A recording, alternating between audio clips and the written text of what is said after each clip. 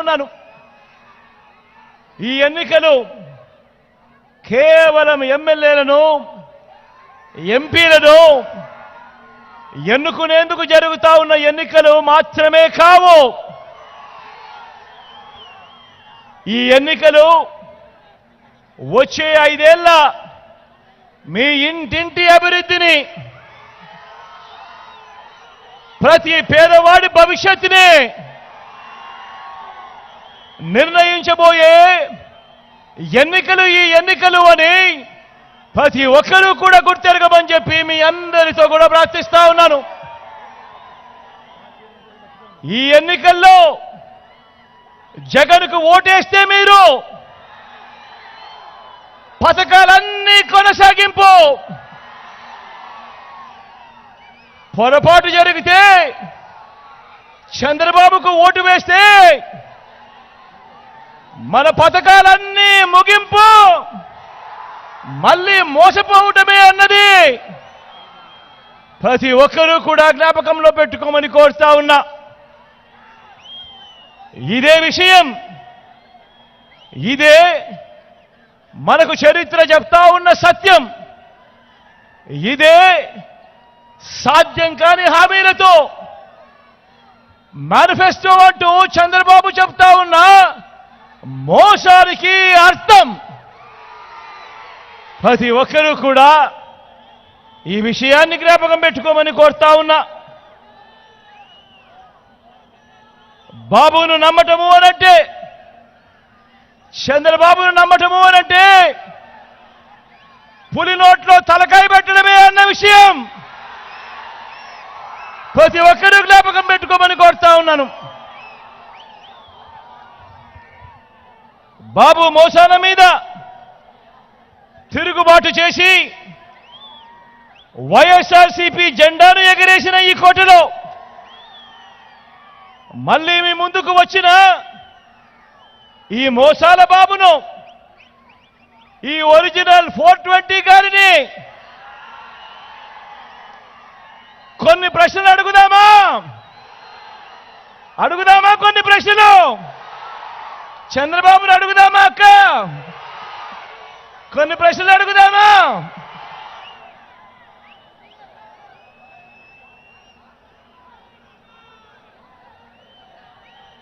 బాబు బాబు ఓ చంద్రబాబు, నేను చేసిన మీ బిడ్డ చేసిన కొన్ని స్కీముల పేర్లు నేను చెబుతాను, మరి నువ్వు చెప్పగలవా?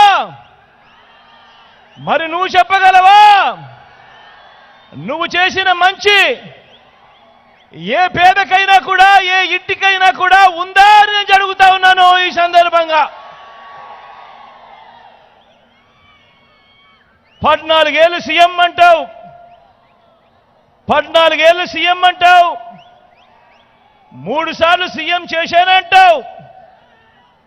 మరి 58 నెలల్లో మనం అమలు చేసిన స్కీములు కొన్నింటి పేర్లు నేను చెబుతాను. రెడీనా అక్క? ఇంటికి వచ్చే 3000 పెన్షన్ కానుక గుర్తుకు వచ్చేది మీ జగన్ పూర్తి ఫీజును చెల్లిస్తూ ప్రతి పేద అక్క చెల్లెమ్మకు తోడుగా ఉంటూ ఓ విద్యా దీవెన, ఓ వసతి దీవెన అంటే గుర్తుకు వచ్చేది మీ జగన్ బడులకు పంపే తల్లులకు ప్రోత్సాహం ఇస్తూ, ఆ తల్లులకు తోడుగా ఉంటూ ఒక అమ్మఒడి అంటే గుర్తుకు వచ్చేది మీ జగన్ అక్క చెల్లెమ్మలకు తోడుగా ఉంటూ ఓ చేయూత అంటే, ఓ కాపు నేస్తం అంటే ఓ ఈబీసీ నేస్తామంటే, ఓ ఆసరా అంటే, ఓ సున్నా వడ్డీ అంటే, అక్క చెల్లెమ్మల పేరిట 31 లక్షల ఇళ్ల పట్టాలంటే, అందులో కడతా ఉన్న 22 లక్షల ఇల్లంటే, మహిళా సాధికారత అంటే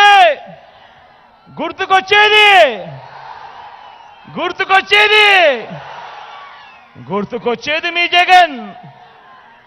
రైతన్నలకు అండగా ఉంటూ, రైతన్నను చెయ్యి పట్టుకుని నడిపిస్తూ, పెట్టుబడికి రైతన్నకు తోడుగా ఉంటూ, ఓ రైతు భరోసా అన్నా, గ్రామాలలో రైతు భరోసా కేంద్రాలన్నా, రైతన్నను చెయ్యి బట్టి నడిపిస్తా ఉన్నది ఎవరు అంటే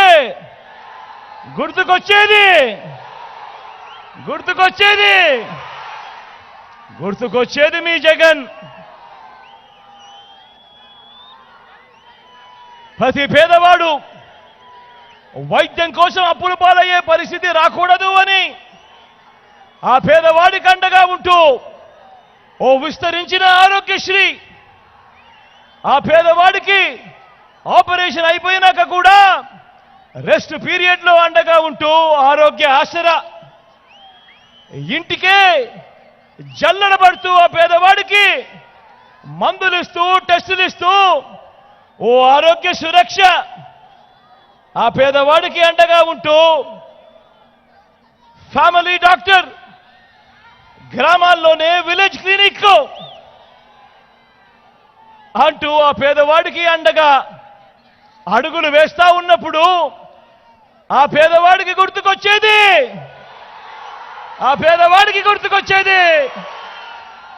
మీ జగన్.